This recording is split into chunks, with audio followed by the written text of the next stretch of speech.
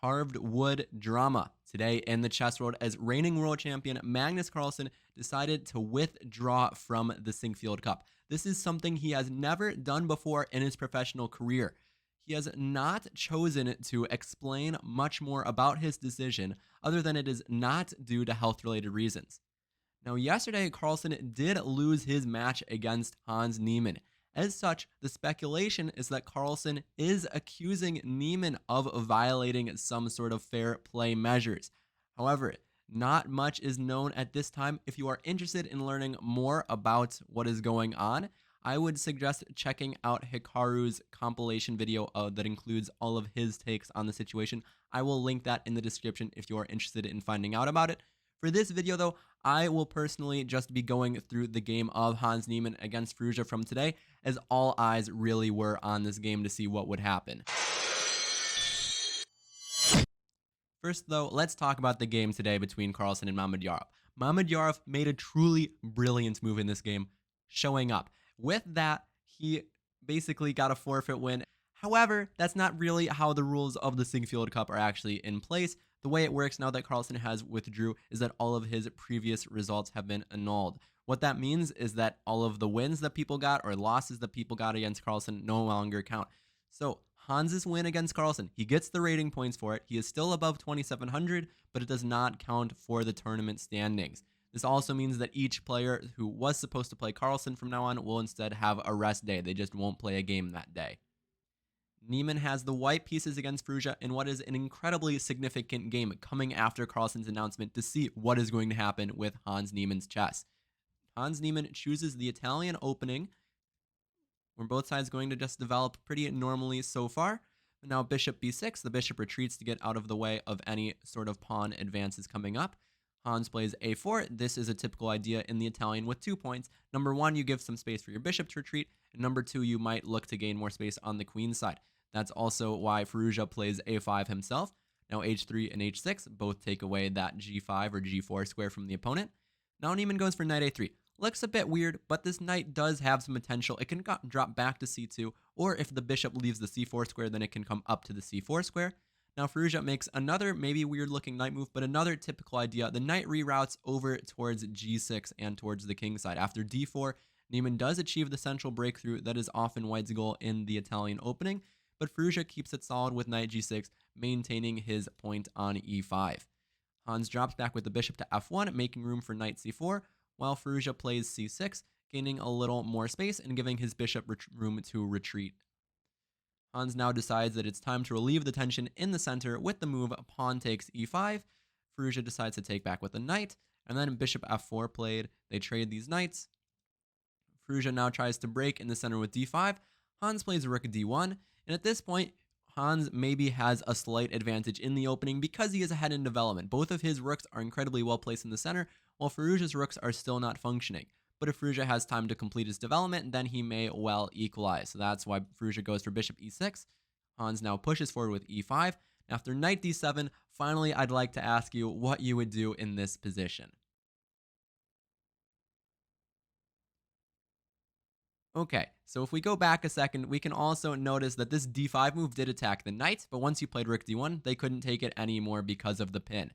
So, now that the knight is on d7, this pin is no longer functioning, so you should probably move this knight, right?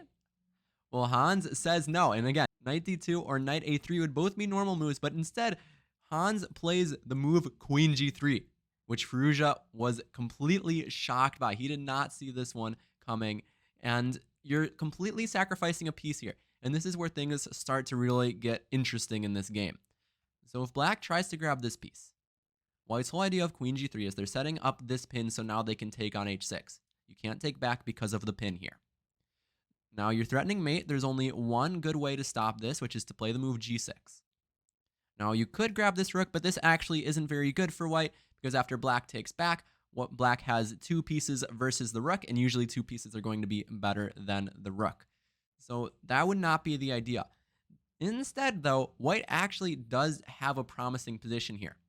But the thing is that Niemann in the post-game interview described this as a position where it's just so clear that white is winning that you don't even have to give lines, which, I mean, you're down a piece. And you can see that black's king is certainly weak. But immediately the line Niemann did give was probably not a good one. He suggested f4, which is immediately going to lead to a bad position for white, and the line continues queen e7. He said bishop g5, give a check, king h2, and after bishop d8, black is pretty much completely winning here. The bishop goes to h6, and after rook e8, again, black has a winning position. White does not have an attack. Like, white's attack is nowhere near enough to justify the missing piece, because black's still got an extra knight here, and white's not really breaking through yet. That being said, if we go back to this position after bishop takes h6 and g6, white does still have a promising attack after the move h4 is one possibility, immediately intending to go h5 and ripping apart black's king, and white would have a vicious attack. And Firouzja also evaluated this as incredibly scary for black, and he trusted Niemann. He did not want to go into this position. Instead, he goes king h8, which is technically a mistake because now white gets a promising position. Because without the sacrifice piece, now the knight gets to hop into d6, which is really nice. And then Niemann gives some other interesting lines here. He thought black would play the move g5. Now at this point, you would consider moving your bishop away, whether it's to e3 or d2, and white would have a nice position because why did black just weaken themselves like this? This seems like it is not going to be helping black's position. But after g5, Hans Niemann said he was trying to make the crazy move h4 work, which is kind of ridiculous, and it also just immediately loses the game. The bishop takes, and the point was that you were trying to go for a mate on h6, but after queen f6, black's up a piece and you have no attack left. So this was another position where it's just completely winning for black if it had gone into that line. But instead, Firouzja doesn't play g5, he plays knight c5. Now, Niemann has a few interesting moves that you could consider, so what would you do here?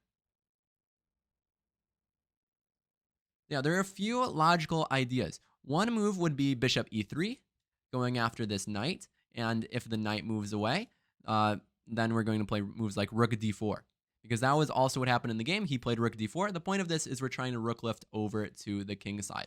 One other option would have been c4, keeping the rook on this file where it is opposing the queen, which would also have been a very strong move. But rook d4 still seems good because white has a very nice attack here. Firouzja decides to trade off that knight. It cannot be tolerated there, and then play knight e4. Hans snaps off this knight, goes for the exchange sacrifice, but you can kind of tell that white has a lot of compensation for this exchange stack. White has the bishop pair. White also has this incredibly strong pass pawn on d6. So Firouzja is still on the defensive with queen f6. This is where Hans made really a weird move, but also the tactics that are about to happen are incredibly crazy. So get ready. The most natural move would probably just be a move like bishop e3. This move has a few points. So first of all, the bishop can re-centralize to a square like d4, where it could be very strong, looking at mates there. But another point is that we would really like to connect this pawn on d6. We would love to be able to play c4, c5. And the move bishop e3 does prepare that by allowing us to play c4 and preventing black from playing b6, because now we will take the pawn. One last idea of the move bishop e3 is that we are opening up this rook so that it can finally swing over all the way to the king side if we would like. This move makes a lot of sense because it's really just improving all of our pieces. It's improving our bishop, improving our rook, and introducing the plan of c4, c5.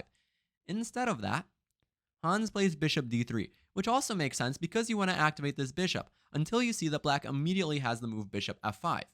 And if you're just forced to go back rook e3, you definitely did not want to make this trade because you're simplifying the position. That's going to help black's task, especially now that you don't even have the bishop pair anymore. But the craziness just starts here because instead of rook e3 is what Hans played in the game. But there were some crazy lines here, starting with the move bishop e5. Okay, you're threatening the queen, and you're looking at checkmates here. So queen g5 makes a lot of sense. Now the move is rook g4. A ridiculous move already. And for this reason, also queen g6 would not be good because rook g4 immediately wins. You can't take the rook because your queen is hanging, and if you move your queen, then white is crashing through on g7. So queen g5 played. Now Hans was looking at rook g4. Crazy move. The point is that if you take it, now f4 is winning for white. If you go queen h5, white takes here, traps the queen. And if you go back, this is going to be a mate. And I'll just play through the whole thing. You take it, you're threatening mate on g7. f6 to defend is met by queen g6. King has to run. But then once we give a whole bunch of checks, eventually we are going to mate this king. Just give it a few more checks. There we go. All right, going all the way back. After rook g4, though, This is what Hans said he missed. Hans says he missed this idea. Queen c1 check. The only move for black to stay in the game. Then after king h2, black can take the rook. You take back. And then queen g5 back. It's the only way for black to avoid getting immediately crushed in this position. But even here, this is actually still an incredibly interesting position. This queen at e4, you're threatening mate, so f5, and then queen d4. Then let's say move like rook d8 from black. After white plays f4, is actually a really interesting position. White has 2 bishops and a pawn against 2 rooks. But white actually has so much compensation for the missing material. This pawn on d6 is super strong and is going to be supported by the moves c4 and c5 to help that pawn out. And one thing, whenever you're considering a position like this with rooks against minor pieces, is there's a big question of how strong are the rooks. Here, black's rooks are really bad. They do not have any open files to work with because white has managed to keep the whole position so closed. So this actually would have been a really interesting position had it occurred on the board. However, Niemann basically did not calculate further, it sounds like. He said once he realized that there was this queen g5 idea, he gave up on the line. And instead of that, he had to go back and he had to choose rook e3. So after bishop takes d3, rook takes d3, queen f5. At this point, white has lost basically the majority of their advantage with the simplification because now black's rooks are coming into the game with c5. g4 is a bit of a crazy move, opening up your king, but black isn't going to be able to take big advantage of it, at least in the short term. And you're grabbing the c5 pawn. Black grabs this one. Now the bishop comes back. Don't take this one on d6 because bishop takes g7 would win the rook. Instead, after rook e6, we have this position where now the bishop managed to slide its way into c7. Here, Firouzja could have considered playing on for a win, but instead he allows the game to quickly go into a draw. He could have played a move like queen a1, give a check, follow that up with rook e1 and start an attack on white's king, but he described that after the absolute shock of queen g3, that he was happy to just hold the draw, that he was okay to just play queen c6, go for these trades, and just sack the rook back. Now material is even, so Niemann decided to give a perpetual. Now, this was a wild game, and I want to be clear that if you want to see exactly what Hans said, you should check out the interview with him and the interview with Firouzja. I will link those in the description. Our other results of the round, Nepo against So, as well as Dominguez versus Aronian, were both draws that never really got far away from equality. The opposite can be said for Fabi against MVL. In an absolutely wild game, they eventually reached a really complicated endgame. The game went back and forth between Fabi winning, then it being a draw, Fabi winning again, until he finally was able to put MVL away and score a win in the tournament. All right, now our standings are kind of confusing because if you look on the right side, you'll see a different point totals because Wesley So, for instance, has 2.5 out of 4, while Nepo has 2 out of 3. Again, the reason that is the way that it is that now that Carlsen has withdrew, his games don't count. So Nepo played a game against Carlsen, but that doesn't count anymore. So it's like he just played 3 games. Wesley So didn't play Carlsen yet, so he has played the full 4 games of the 4 rounds. So when you're checking the standings, make sure you check who has 2 out of 3 or who has 2 out of 4 in this sort of situation. With that said, Wesley So is leading the tournament with 2.5 out of 4, while Nepo is in second place along with Hans with 2 out of 3. Fabi, Dominguez, and Firouzja all have 2 out of 4. Aronian has 1 out of 3. Mamedyarov has 1 out of 3. And MVL has 1.5 out of 4.